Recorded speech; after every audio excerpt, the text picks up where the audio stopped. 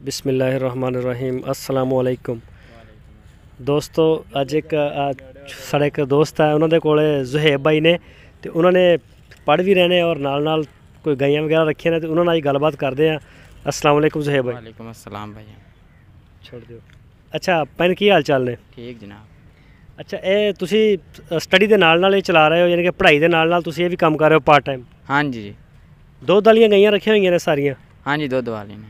ये टोटल किन्ने ने साढ़े जानवर? 6 नग ने। हाँ जी 6। ते बकरियां भी रखी हुई ने? हाँ जी बकरियां भी ने। बकरियां किन्नियां ने? बकरियां 5-6 नग ने। 5-6 नग ने। ये तुसी मैनेज कर रहे हो सारे? हाँ जी ठीक हो गया। अच्छा तो सारियां दुध दे रही ने या किन्नियां दुध दे रही ने इन्हां विचों? एक दे रही है, बाकी सून वाली ने सारी। अच्छा एक दे रही है और बाकी सून वाली ने। तो ये कोई सान वगैरह भी रखा हुआ है या नहीं रखा हुआ? नहीं नहीं। तो यह किहड़ी नस्ल की गां जी माशाल्लाह काफ़ी खूबसूरत भी है? ये वलैतन नस्ल दी है जी। अच्छा वलैती। ये अगे कदी ने दुध दे रही कि नहीं दे रही है? नहीं नहीं, ये हुण गब्बन पहलन वैड़ है जी। पहलन वैड़ है। अच्छा तो इसका दुध कितना खुंदा कोई अंदाज़ा होएगा तुहानू? ये नस्ल तो अच्छी है, तकरीबन वावा दुध देने वाली नस्ल है। हाँ जी, ये तो हुण सुवेगी तो पता लगेगा। अंदाज़ा जिहड़ा वो एक टाइम का कितना दुध दे सकती है? तकरीबन 10-15 किलो दे सकती है। 15 किलो एक टाइम का और 15 किलो एक टाइम का। अच्छा तो इन्होंने वंडा शंडा भी पा रहे हो या बस तूड़ी दे? वंडा भी पा रहे हैं, तूड़ी भी पा रहे हैं, पट्ठे आ रहे हैं। अच्छा वंडा भी पा रहे हो तो तूड़ी भी पा रहे हो, तो बाहर इन्होंने घुमाउण फिराउण लई जरा लैके जांदे हो इन्हां दी वर्जिश वास्ते कि नहीं? नहीं नहीं, बस घर ही होंदियां ने ते घर ही इन्हां नूं पाईदा वंडा वंडा। ते रात नूं भी इत्थे ओपन ही रहिंदियां ने? नहीं नहीं, रात नूं अंदर बरामदे च अंदर। अच्छा ठीक हो गया। तो ये किन्ने के पैसे नाल काम शुरू कीता तुसीं इहदा? ये तकरीबन पहले एक गां नाल शुरू कीता सी, एक गां लई सी। अच्छा एक गां लई सी ते हुण माशाअल्लाह तुहाडे कोल 6 वड्डियां हो गईयां ने ते कोई 2-3 छोटियां हो गईयां ने, नाल कुछ बकरियां भी हो गईयां ने। हाँ जी ठीक है जी। इन्हां दी मैडिसन वगैरह दा तुसीं की करदे हो?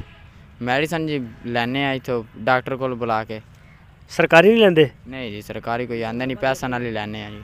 नहीं तुसीं फोन करदे मगर जाने उन्हां दे? नहीं, इत्थों ना फोन नंबर है उन्हां दा, ना कोई आंदा है कोई। अच्छा तुसीं जांदे भी नहीं ते ओह आंदे भी नहीं? हाँ जी। ठीक हो गया। तो हुण इस टाइम तुसीं कितना दुध बेच रहे हो? जिहड़ी एक गां है वो बेच रहे हो या बस पी रहे हो? नहीं नहीं, बस पी रहे हैं जी, एक किलो आ रही है साढ़े कोल। सही हो गया। तो पढ़ किन्नवीं च रहे ने? मैं 10th च। 10th च पढ़ रहे। चलो तुहाडी जिहड़ी है वीडियो है सारी असीं इंशाल्लाह यूट्यूब के उपर फेसबुक के उपर पोस्ट करनी है, ठीक है। तो ताकि जो दूसरे दोस्त ने वो भी इस बारे कोई देख सकन। अच्छा तो कोई फार सेल भी है या नहीं? नहीं नहीं, फॉर सेल नहीं है। अच्छा फार सेल नहीं है। तो हुण इस टाइम तेरे को किन्नी मालियत दा माल हैगा जिहड़ा तो कोई अंदाज़ा होएगा तुहाडा? बकरियां सारा समेत कि तुसीं एक गां तो शुरू कीता सी, एक गां जिहड़ी वो तकरीबन कोई लख दी होएगी लई होएगी या 1.5 लाख दी लई होएगी। हुण इस टाइम टोटल किन्नी की इन्वेस्टमेंट होएगी तुहाडी? ये तकरीबन होएगी 8-9 लाख तक। 8-9 लाख रुपए तक। जो तक तुसीं MSc करनी है उदों तक ये माशाल्लाह 25-30 लाख रुपए दी हो जाएगी। हाँ जी ठीक है। अच्छा काम है। ठीक है। की मशवरा दोगे? ठीक काम है जी, अच्छा माल वाला प्रॉफिट काम है। प्रॉफिटेबल काम है। ज़मीन आपदी है जी? थोड़ी ज़राई ज़मीन है या ठेके शिके? ज़मीन नहीं है, मोली पट्ठे लई दे जां वाही देने ठेके ते।